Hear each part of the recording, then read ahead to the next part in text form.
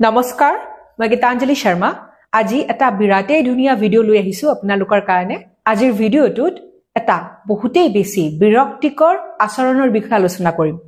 হয়তো আপোনালোকে ভাবিছে বিৰক্তিকৰ আলোচনাৰ ভিডিও এটা ধুনীয়া কেনেকৈ হ'ব পাৰে নিশ্চয় হ'ব পাৰে ভিডিওটো চাই আপোনালোকে বুজি উঠিব দৈনন্দিন জীৱনত এনেকুৱা আচৰণৰ মানুহৰ সন্মুখীন নিশ্চয় আপুনি কেতিয়াবা নহয় কেতিয়াবা হ'বলগীয়া হৈছে নতুবা সেই ব্যক্তিগৰাকী আপুনি নিজে মানে এই আচৰণ আপুনি নিজেই দেখুৱায় যদি আপুনিও এই আচৰণৰ শিকাৰ হৈছে তেতিয়াহলে খুব সোনকালে নিজক সলনি কৰাৰ সময় আহি পৰিছে এই আচৰণ এই বিহেভিয়ৰৰ পৰা নিজক মুক্ত কৰিব পাৰিলে আপোনালোকৰ সম্পৰ্কবোৰ ধুনীয়া হৈ পৰিব সেই কাৰণে কৈছো এই ভিডিওটো খুব ধুনীয়া আজিৰ যুগটো কিহৰ যুগ ডিজিটেল যুগ সকলোবোৰ বস্তু ফোনতে হৈ যায় এই ডিজিটেল লাইফৰ প্ৰতি আমাৰ আসক্তি ইমানেই বাঢ়ি গৈছে আমি পাহৰি গৈছো যে আমাৰ ওচৰে পাজৰে মানুহ থাকে আপুনি যিমানেই ব্যস্ত নহওক কেলে ইনষ্টাগ্ৰাম হোৱাটছএপ ফেচবুক এই আটাইবোৰ বস্তুৰ কাৰণে আপোনাৰ হাতত সময় থাকিবই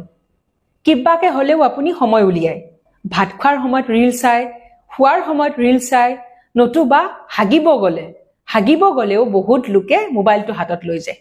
ভাবকচোন ডিজিটেল লাইফ মোবাইল এই বস্তুবোৰৰ প্ৰতি আমাৰ এডিকশ্যন কিমান বেছি বাঢ়ি গৈছে এই আচৰণে বহুত লোকক এনেদৰে যেন বান্ধি ধৰি ৰাখিছে তেখেতসকলে নিজক মুক্ত কৰিব পৰা নাই ইংলিছত সেই আচৰণবিধক কোৱা হয় ফাবিং বুলি ডিজিটেল পৃথিৱীখনত এইটো এটা নতুন শব্দ আহক জানি লওঁ ফাবিং মানে আচলতে কি ধৰি লওক এটা সোশ্যাল গ্যাদাৰিং মানে এটা সামাজিক পৰিৱেশ সমাৱেশ ঘটিছে মানুহৰ তাত আপুনি গৈছে আপোনাৰ ওচৰে পাজৰে বহুত চিনাকি অচিনাকি মানুহ আছে আপুনি কি কৰিছে ওচৰে পাজৰে থকা মানুহক ইগনোৰ কৰি একদম আওকাণ কৰি আপুনি ব্যস্ত আপোনাৰ মোবাইলটোৰ লগত কাৰো প্ৰতি আপোনাৰ ভ্ৰক্ষেপেই নাই এই যেটো আচৰণ তাকেই কোৱা হয় ফাবিং বুলি আপুনি আপোনাৰ পাৰ্টনাৰৰ লগত দুপৰীয়াৰ ভাত সাজ খুব ধুনীয়াকৈ খাম বুলি ভাবি এখন ৰেষ্টুৰেণ্টলৈ গ'ল আপোনালোক দুয়োজনে নতুবা এজনে কিহত বিজি মোবাইলত হয়তো হোৱাটছএপত কাৰোবাক ৰিপ্লাই কৰি আছে নতুবা ইনষ্টাগ্ৰামত ডিএম চেক কৰি আছে নাইবা আপোনালোকৰ জিমেইল মিটিঙৰ কিবা জিমেইল আছে খুব ইম্পৰ্টেন্ট কিবা কাম আছে জিমেইলৰ হেয়া চেক কৰি আছে হেয়া কিমান বেছি ইৰিটেটিং ভাবকচোন সেই সময়খিনি আচলতে ফেচ টু ফেচ কনভাৰচেশ্যনৰ কাৰণে কিমান বেছি আইডিয়েল মানে মুখামুখিকে বহিছে আপোনালোক দুইজনে কি কৰিব লাগে নিজৰ ভাৱৰ আদান প্ৰদান ভাৱ বিনিময় মনৰ কথা খুলি প্ৰকাশ কৰক কিমান ধুনীয়া সময় সেই সময়খিনি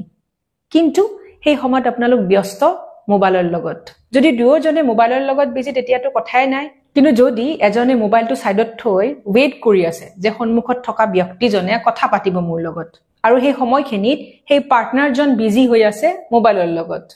তেতিয়ালে ভাবক হেয়া কিমান ইৰিটেটিং কিমান খং উঠিব কিমান বেয়া লাগিব হয়তো এনেকুৱা হ'ব পাৰে এটা খুব ইম্পৰ্টেন্ট কল আহিছে আৰু হেতুক আপুনি এটেন্ড কৰিবই লাগিব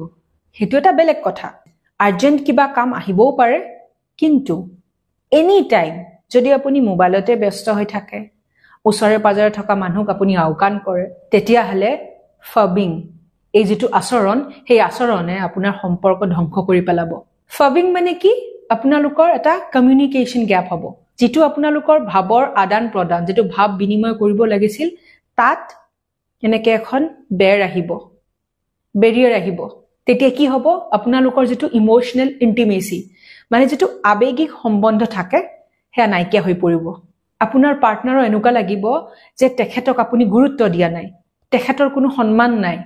তেখেত যেন অৱহেলিত এই বস্তুবোৰে কি কৰিব দুখটো দিবই কিন্তু ইয়াৰ বাহিৰেও আপোনালোকৰ মাজত অশান্তিৰ সৃষ্টি কৰিব আপোনালোকৰ কাজিয়া হ'ব আৰু লাহে লাহে আপোনাৰ সম্বন্ধৰ এনেকৈ ফাট মেলিব ইমেজিন কৰকচোন আপুনি বহুতেই বেছি এক্সাইটেড হৈ আপোনাৰ লাইফ ষ্টৰী নাইবা এটা খুব ইম্পৰ্টেন্ট কথা বহুত আগ্ৰহেৰে আপোনাৰ পাৰ্টনাৰক শুনাব আহিছে কিন্তু আপোনাৰ পাৰ্টনাৰ সেইখিনি সময়ত একদম ডিস্ট্ৰেক্ট হৈ আছে মোবাইলৰ লগত আপুনি কৈ আছে আচ্ছা নাইবা তেখেতে বুজিয়ে পোৱা নাই আপুনি কি ক'বলৈ ওলাইছে সেইখিনি সময়ত আপোনাৰ কেনেকুৱা লাগিব আপোনাৰ এনেকুৱা লাগিব যে আপোনাৰ পাৰ্টনাৰে একদমেই গুৰুত্ব নিদিয়ে আপোনাৰ এনেকুৱা লাগিব আপোনাৰ কোনো ভ্যালুৱে নাই আপোনাৰ কথাৰ কোনো মূল্যই নাই আৰু সেই যেটো ফিলিং সেই ফিলিংয়ে আপোনালোকৰ যেটো ইমোশনাল কানেকশ্যন আছে নহয় সম্পৰ্কত সেয়া একদম নাইকিয়া কৰি পেলাব দেখাত যিমানে হেলদি ৰিলেশ্যন নহওক কেলে যদি ইজনে সিজনৰ লগত ভাৱৰ বিনিময় নকৰে তেতিয়াহ'লে সেই সম্পৰ্কত বহুত সমস্যা দেখা দিয়ে ফাবিং বিহেভিয়াৰক কেনেদৰে নাইকিয়া কৰিব যদি আপোনালোক সম্পৰ্কত আছে মানে আপোনালোক হাজবেণ্ড ৱাইফ নতুবা গাৰ্লফ্ৰেণ্ড বয়ফ্ৰেণ্ড তেতিয়াহ'লে মোবাইলক বেছি প্ৰাধান্য দিয়াতকে আপোনালোকে ইজনে সিজনৰ লগত সময় কটোৱাক বেছি প্ৰাধান্য দিয়ক আৰু যাৰ কোনো গাৰ্লফ্ৰেণ্ড নাই বা বয়ফ্ৰেণ্ড নাই বিশেষকে নতুন প্ৰজন্মৰ কথা কৈছো কাৰণ নতুন প্ৰজন্মই মোবাইলটোক নিজৰ বেষ্ট ফ্ৰেণ্ড বুলি মানে সো আপোনালোকে কি কৰিব পাৰে মোবাইলটোৰ পৰা অকমান ৰেষ্ট লৈ আপোনালোকে ওচৰে পাজৰে থকা মানুহৰ লগত কথা পাতক ফ্যামিলি মেম্বাৰ্ছৰ লগত কথা পাতক ফ্ৰেণ্ডছে যদি কিবা শ্বেয়াৰ কৰি আছে ভালকে শুনক কথাখিনি আপুনি হ'ব লাগিব এজন গুড এণ্ড এক্টিভ লিসনাৰ মানে এজন খুব ভাল শ্ৰোতা কিন্তু কেৱল শুনিলেই নহব সেই কথোপকথনত আপুনি ভাগ ল'ব লাগিব নিজৰ ৰায় দিয়ক ফোন কেতিয়া ব্যৱহাৰ কৰিব তাৰ কাৰণে এটা সময় নিৰ্ধাৰণ কৰি ল'ব ইয়াৰ লগতে আপোনালোকে খুব ডিপ এণ্ড মিনিংফুল কনভাৰচেশ্যন মানে খুব গভীৰ আৰু অৰ্থপূৰ্ণ কথা পাতি আপোনালোকে কোৱালিটি টাইম স্পেণ্ড কৰিব পাৰে পাৰ্টনাৰৰ লগত ফান এক্টিভিটি কৰিব পাৰে মানে যিবোৰ কামে আপোনালোকক ফুৰ্তি দিয়ে আপোনালোকৰ কাৰণে আমোদজনক তেনেকুৱা কাম কৰিব পাৰে তেতিয়া কি হ'ব সেই কামেৰে আপোনালোকে নিজক মোবাইলৰ পৰা দূৰত ৰাখিব পাৰিব আৰু আপোনালোকৰ সম্পৰ্কও খুব গাঢ় হৈ উঠিব ইয়াত কোনো সন্দেহ নাই এই ডিজিটেল বস্তুবোৰে আমাৰ জীৱনক কিমান সহজ কৰি পেলাইছে